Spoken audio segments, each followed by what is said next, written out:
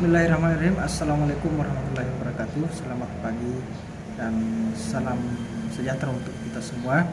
Perkenalkan, nama saya Hairul Asmil, NIM 221041786, kelas F1 konversi dengan mata kuliah pemasaran agribisnis dengan dosen Bapak Adi Mursalin SEMM. Ya, untuk mempersingkat waktu, saya akan langsung meringkas materi tentang pemasaran dalam agribisnis. Ya. Baik, sistem pemasaran dapat diartikan telaah dalam aliran produk secara fisik dan ekonomi dari produsen melalui perdagangan perantara ke konsumen. Nah, adapun jejak pengeluaran barang dari produsen akhirnya disebut saluran pemasaran. Nah, jenis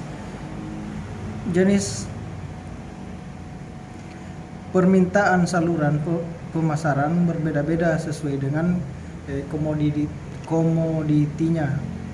Nah, kemudian peningkatan atau utilitas. Nah, yang dimaksud utilitas di sini adalah perubahan yang membuat raw material menjadi produk yang diinginkan oleh konsumen.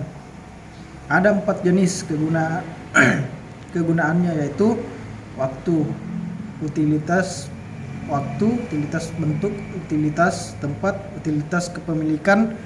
Dalam semua badan pemasaran mendapatkan nafkah karena usahanya menambahkan produk. Selanjutnya, efisiensi pemasaran.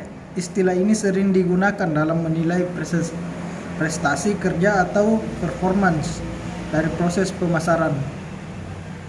Teknologi dapat ditetapkan secara efisien. Nah, efisien juga ini dapat diartikan sebagai peningkatan rasio keluaran masukan yang dapat dicapai melalui cara yang pertama, yaitu keluaran tetap konstan sedangkan masukan yang dibuat mengecil. Yang kedua, keluaran meningkatkan secara sedangkan tetap konstan. Yang ketiga, keluaran meningkatkan dalam kadar yang lebih tinggi ketimbang tingkat pemasukan. Yang keempat, keluaran menurun dalam kadar yang lebih rendah ketimbang penurunan masukan. Kemudian, di mana dapat kita ukur dalam efisiensi operasional ini dalam pemasaran di dalam suatu perusahaan, dan penetapan harga pasar mencerminkan biaya produksi dan pemasaran secara memadai kepada seluruh sistem pemasarannya. Selanjutnya, kita masuk ke fungsi-fungsi pemasaran. Yang pertama, fungsi pertukaran atau aktivitas pemindahan hak milik barang atau jasa yang terdiri dari fungsi pembagian atau pembelian, penjualan, dan fungsi pengumpulan. Yang kedua, fungsi fisik atau aktivitas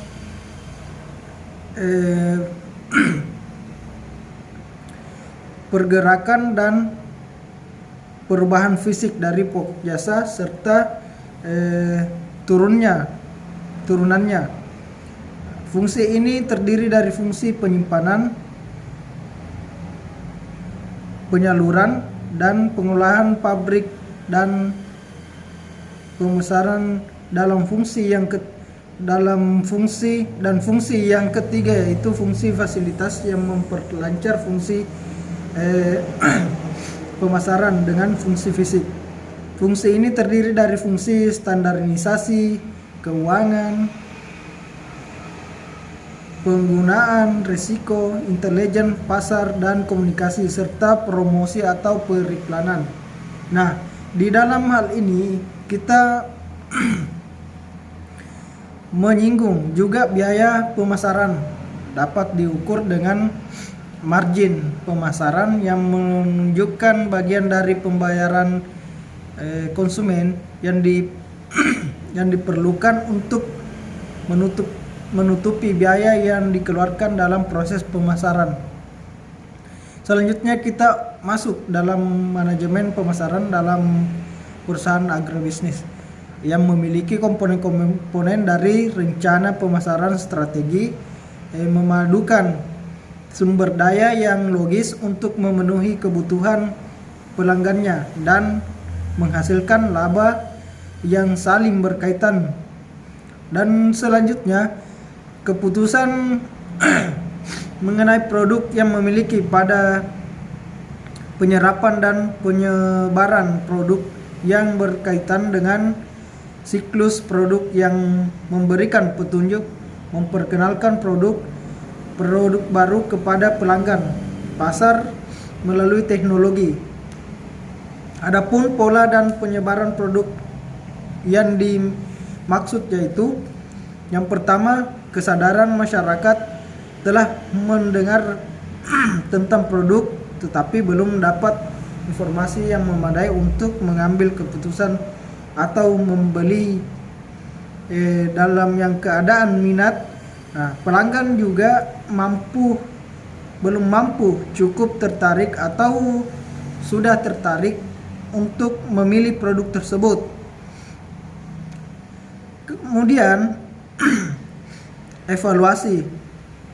Pelanggan memutuskan apakah akan mencoba produk tersebut. Yang keempat, yang selanjutnya, percobaan. Pelanggan mengambil sampel pada produk tersebut dan yang terakhir, penyerapannya atau pemakaiannya. Pelanggan menggunakan produk tersebut secara teratur.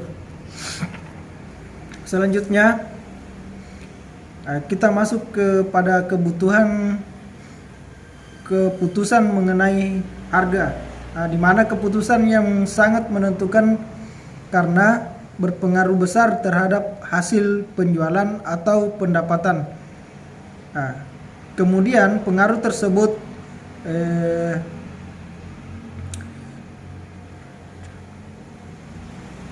terbagi atas dua, yaitu yang pertama harga sebagai komponen persamaan pendapatan, yang kedua tingkat harga itu sendiri berpengaruh terhadap komunitas penjualan yang melalui mekanisme dan fungsi permintaan.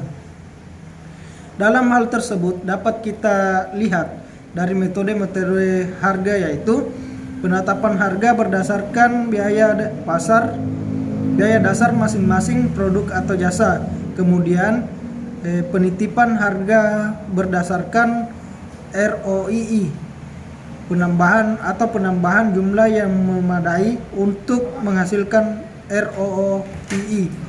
Kemudian penempatan harga bersaing yang mengikuti harga rata-rata yang berlaku di pasar. Selanjutnya, penetapan harga berdasarkan KTO, suatu metode yang mendorong penjualan ekstra untuk mengatasi overhead. Kemudian penetapan harga, penetralisasi penawaran produk dengan harga rendah untuk membuka pasar seluas mungkin, dan penerimaan konsumen yang sedemikian rupa tepat dan dengan produk yang bersangkutan. Kemudian perjenjangan pasar memperkenalkan harga tinggi untuk para pelanggan. Kemudian dasar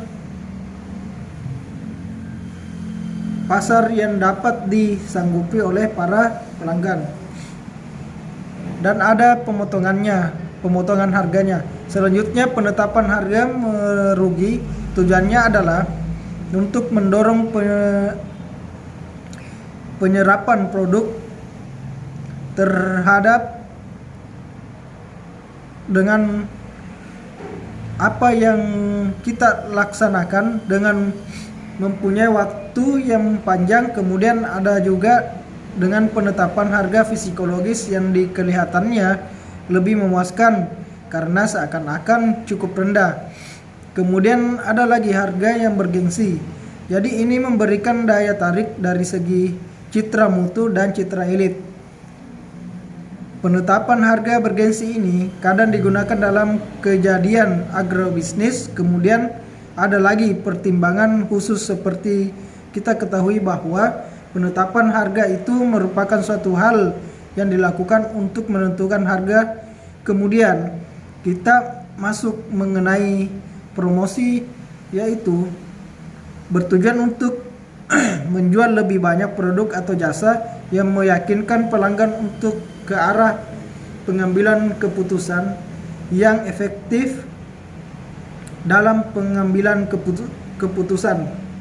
Hal ini memiliki kombinasi dari iklan atau program hukum penjualan yang mempertimbangkan produk-produk dasar dan tingkat daya saing.